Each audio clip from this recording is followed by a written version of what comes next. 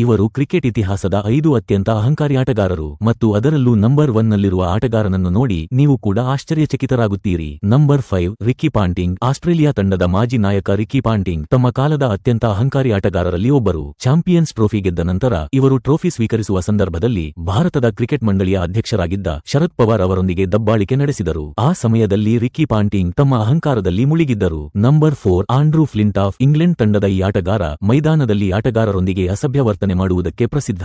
ಒಮ್ಮೆ ಇವರು ದಾದಾ ಸೌರವ್ ಗಂಗೂಲಿ ಜೊತೆ ಜಗಳವಾಡಿದ್ದರು ಹಾಗೂ ಯುವರಾಜ್ ಸಿಂಗ್ ವಿರುದ್ಧ ಕೂಡ ಮುಖಾಮುಖಿಯಾಗಿದ್ದರು. ನಂಬರ್ 3 ಶೋಯೆಬ್ ಅಖ್ತರ್. ಭಾರತ ಮತ್ತು ಪಾಕಿಸ್ತಾನದ ನಡುವೆ ನಡೆದ ಏಷ್ಯಾ ಕಪ್ ಪಂದ್ಯಾವಳಿಯ ಸಮಯದಲ್ಲಿ ಶೋಯೆಬ್ ಅಖ್ತರ್ ತಮ್ಮ ವೇಗದ ಬೌಲಿಂಗ್ನ ಅಹಂಕಾರದಲ್ಲಿ ತೊಡಗಿದ್ದರು. Number 2 David Warner. ಇಂದು ಡೇವಿಡ್ ವಾರ್ನರ್ ಬಹಳ ಶಾಂತ ಮತ್ತು ಸಾಮಾನ್ಯ ಆಟಗಾರರಂತೆ ಕಾಣುತ್ತಾರೆ. ಆದರೆ 2018ರಲ್ಲಿ ಇವರು ಎಷ್ಟು ಅಗ್ರೆಸಿವ್ ಆಗಿದ್ದರು ಎಂದರೆ ಇವರು ಕ್ವಿಂಟನ್ ಡಿ ಕಾಕ್ ಮೇಲೆ ಹಲ್ಲೆ ಮಾಡಲು ಕೂಡ ಯತ್ನಿಸಿದ್ದರು. ನಂಬರ್ 1 ಶಾಕಿಬ್ ಅಲ್ ಹಸನ್. ತಮ್ಮ ಕೆಟ್ಟ ವರ್ತನೆಯ ಕಾರಣದಿಂದ ಈ ಆಟಗಾರ ಯಾವಾಗಲೂ ವಿವಾದಗಳಲ್ಲಿ ಇರುತ್ತಾರೆ. ಇವರು ಕೆಲವು ವೇಳೆ ಆಟಗಾರರೊಂದಿಗೆ ಜಗಳ ಮಾಡಿದರೆ ಕೆಲವು ವೇಳೆ ಅಂಪೈರ್ಗಳೊಂದಿಗೆ ಜಗಳವಾಡುತ್ತಾರೆ. ಅಷ್ಟೇ ಅಲ್ಲದೆ ಇವರು ಅಭಿಮಾನಿಗಳನ್ನು ಸಹ ಬಿಟ್ಟಿಲ್ಲ. ಸ್ನೇಹಿತರೆ, ನಿಮ್ಮ ಪ್ರಕಾರ ಈ 5 ಆಟಗಾರರಲ್ಲಿ ಯಾರು ಹೆಚ್ಚು ಅಗ್ರೆಸಿವ್ ಎಂದು ಕಮೆಂಟ್ ಮೂಲಕ ತಿಳಿಸಿ.